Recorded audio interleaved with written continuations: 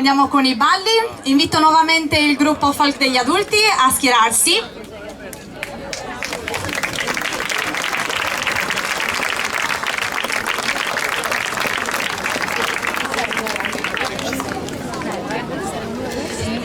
Il ballo che faranno tra un attimo è chiamato Shuballa Ishkina. Non so se vi ricordate o se eravate presenti prima, ma appunto l'ultimo ballo che ha fatto il gruppo dei grandi si chiama Shuballa Ishkina Antiku.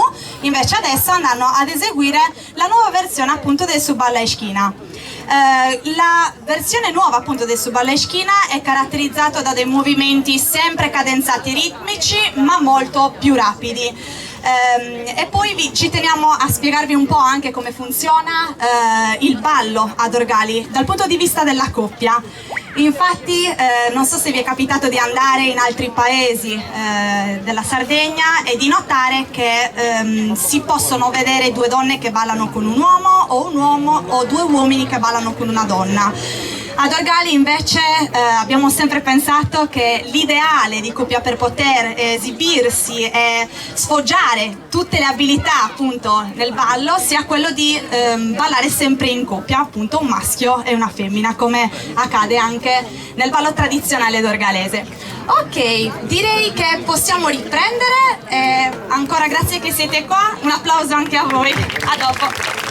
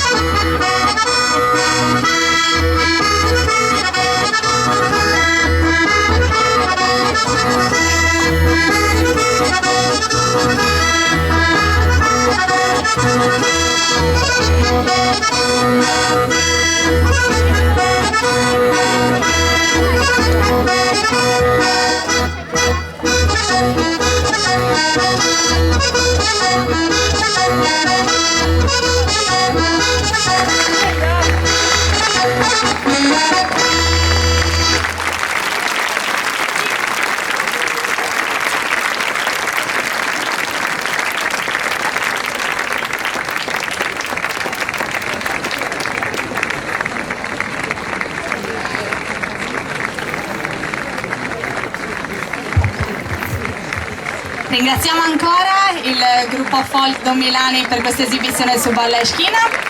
Prego. Lasciano lo spazio nuovamente allo schieramento del Sospipino. Intanto ne approfitto anche per ringraziare l'altro suonatore che stasera ci sta accompagnando. Stasera abbiamo già nominato appunto Giovanni Mereu che ci sta accompagnando nel gruppo Folk dei Grandi.